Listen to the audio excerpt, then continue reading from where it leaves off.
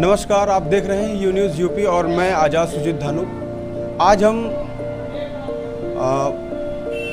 पूर्व विधायक माननीय उदयराज यादव जी हमारे साथ में मौजूद हैं और हम इनसे बात करेंगे। भैया, सबसे पहले आपका यू न्यूज़ में आपका स्वागत है। धन्यवाद। जैसा कि अभी अनिल सिंह वर्तमान विधायक, उन्होंने कहा आप पर 8 गंभीर आरोप लगाए हैं। जैसा कि उन्होंने पहला सवाल उन्होंने ये कहा कि जब आपकी सरकार थी तब किसी जनता को 10 रुपए भी नहीं दिए गए थे। अगर जनता ये बात कह दे तो वो राजनीति छोड़ देंगे, इस पर आपका क्या कहना है? उनको तो राजनीति वैसे भी छोड़ देना चाहिए। जनता ने जो उनके ऊपर विश्वास किया था, शायद उनके विश्वास को उन्होंने जनता को धोखा देने का काम किया है। और याद होगा कि बहुजन समाज पार्टी के टिकट से, हाथी चुनाव चिन्ह से वो यहाँ पर चुनाव लड़े थे। यहाँ की जनता ने उनको बहुजन समाज पार्टी के चुनाव चिन्ह पर उनको यहाँ से चुनाव जिता करके इस क्षेत्र का नेतृत्व सौंपने का काम किया था। तो उनको तो जनता के अगर विश्वास की बात करें तो जनता का विश्वास उन्होंने ठीक 1 साल के अंदर जनता का विश्वास उन्होंने खो करके और जनता को धोखा देने का काम किया था। और अगर योजनाओं की बात करें कि समाजवादी पार्टी की सरकार में जनता को कुछ नहीं दिया गया, तो शायद मेरा ये मानना है कि समाजवादी पार्टी ने जितना जनता को दिया, शायद भारतीय जनता पार्टी अगर 50 साल हुकूमत में रहे तब भी वो नहीं दे सकती। उठा करके अगर देखें तो नौजवानों को बेरोजगारी भत्ता समाजवादी पार्टी ने दिया, लैपटॉप समाजवादी पार्टी ने दिया, कन्या विद्याधन योजना समाजवादी पार्टी ने दिया, जनता के लिए, गरीबों के लिए 108 एम्बुलेंस सेवा समाजवादी पार्टी ने चालू किया, महिलाओं के लिए 102 एम्बुलेंस सेवा समाजवादी पार्टी ने चालू की। और वो तमाम बेसहारा लोग जिनके नाम किसी भी सूची में नहीं हुआ करते थे, बीपीएल सूची में नहीं होते थे, जिनको किसी योजना का लाभ नहीं मिलता था, लेकिन समाजवादी पार्टी ने बीपीएल सूची से अलग हट करके एक सर्वे करा करके उत्तर प्रदेश में 85 लाख महिलाओं को 500 रुपये महीना समाजवादी पेंशन योजना के अंतर्गत भत्ता देने का काम किया था। जैसा कि उन्होंने कहा कि आपकी उम्र को देखते हुए उन्होंने कहा कि अब आपको राजनीति छोड़ देनी चाहिए, आपको घर पे आराम करना चाहिए। वो विधायक हैं, डॉक्टर नहीं। कह दो डॉक्टर नहीं कि वो डॉक्टर को किसी को सलाह दें कि कौन आदमी आराम करे और कौन आदमी काम करे। ईश्वर जब तक जिस लायक आदमी को रखेगा, शायद वो हर आदमी काम करेगा। तो हम तो कहेंगे कि अनिल सिंह हो सकता बहुत ज़्यादा पढ़े लिखे हो सकता MBBS किए हों, मेडिकल, तो उनको राजनीति से हट करके अगर उनको ये कहना कि उम्र के कारण किसी को राजनीति नहीं करना चाहिए, उम्र के कारण किसी को अपना कारोबार नहीं करना चाहिए, लोगों को व्यवसाय नहीं करना चाहिए, तो मुझे लगता है कि एक अच्छे डॉक्टर वो साबित हो सकते हैं, उनको डॉक्टर बन जाना चाहिए। अभी एक जनसभा में उन्होंने कहा कि आप 20 साल पूर्व में आप विधायक रहे, लेकिन 20 साल में किसी भी प्रकार का कोई विकास नहीं हुआ और जब से उनकी सरकार आई है तब से रोडें भी चकाचक हैं, चाहे वो लखनऊ की हो, लखनऊ जाने के लिए हो या रायबरेली जाने के लिए हो, लेकिन जब तक आपकी सरकार रही तब उसमें किसी प्रकार का कोई कार्य नहीं हुआ। देखो, मैं तो ये कहूँगा कि अगर मेरे 20 साल कार्यकाल की बात करें तो शायद जिस समय मैं पहली बार इस क्षेत्र का विधायक बना था, इस क्षेत्र में एक भी गांव आने जाने का कोई रास्ता नहीं हुआ करता था। मैंने 90% गांवों को संपर्क मार्गों से जोड़ने का काम किया। और यही नहीं, मैंने क्षेत्र में वो विकास के काम किए, शायद अनिल सिंह अगर यहाँ के 50 साल विधायक रहें तो उनकी हैसियत नहीं वो करने की। 100 बेड का अस्पताल मैंने लोगों को अच्छी स्वास्थ्य सुविधाएं मिले, मैंने मौराओं में बनवाया।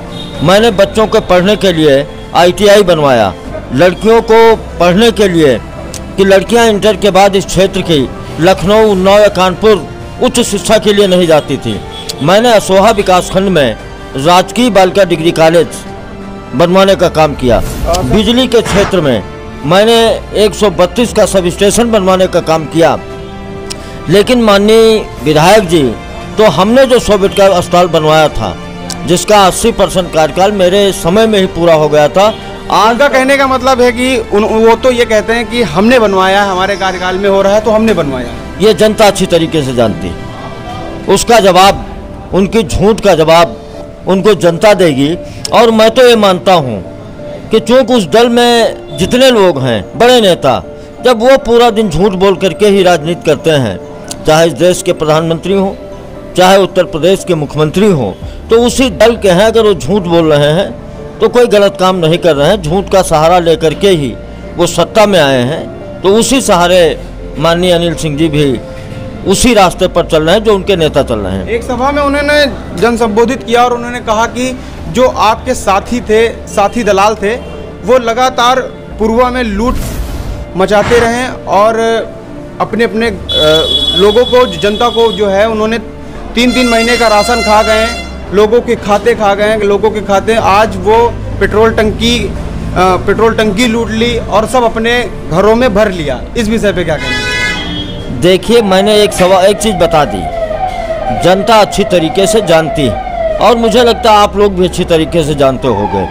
मेरे कार्यकाल में समाजवादी पार्टी का कोई भी कार्यकर्ता किसी थाने में सुबह जाकर के बैठ करके पूरा दिन दलाली नहीं करता था।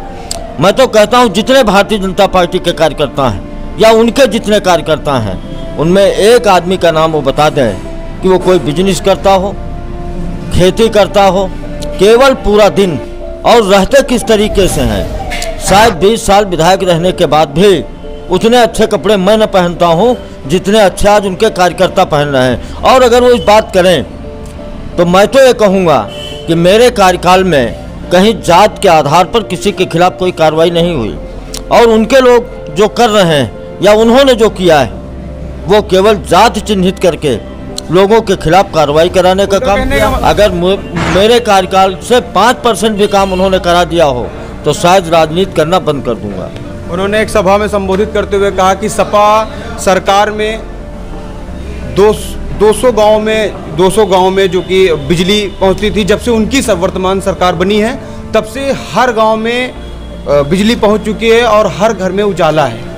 मैंने आपको बता दिया, ये झूठ बोलने वालों का कोई जवाब देने का कोई मतलब बहुत नहीं। जब उनको केवल झूठ ही बोलना है तो शायद वो कुछ भी कह सकते हैं। वो तो एक दिन ये भी कह रहे थे कि हम यहाँ रेलवे लाइन बनवाने जा रहे हैं, तो रेलवे लाइन तो हमको नहीं नजर आ रहा कहीं बनने जा रही।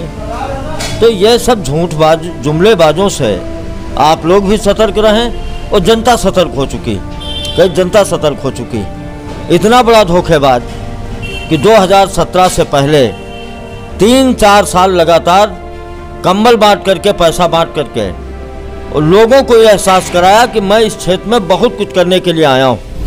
लेकिन पूरे 5 साल शायद किसी गरीब के दरवाजे नहीं गया होगा, चाहे जितनी बड़ी घटना हो गया हो, किसी के ऊपर दुख पड़ा हो, किसी के दरवाजे नहीं गया होगा। और जब आज फिर समय आ रहा चुनाव का, तो मैं कल के एक क्षेत्र में था तो अब फिर वो कंबल बांटने निकला है।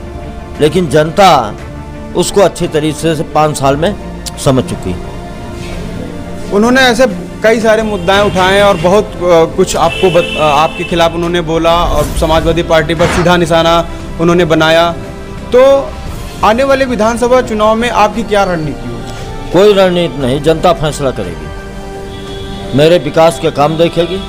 20 साल में जो हमने इस क्षेत्र में अन्याय अत्याचार समाप्त किया था और अनिल सिंह के विधायक बनने के बाद जो लोगों के साथ अन्याय और अत्याचार हुआ है, जनता उसको देख करके फैसला करेगी। तो आप देख रहे थे कि जैसे कि हमारे साथ में भी मौजूद थे पूर्व विधायक माननीय उदयराज यादव जी, अभी आपको बताया। और जैसे जैसे चुनाव नज़दीक आते जा रहे हैं वैसे राजनीति हर जुबान पे बोलती चली जा रही है और हम आपको दिखाते रहेंगे। आप देखते रहिए यू न्यूज़। मैं आज़ाद सुजीत धानु।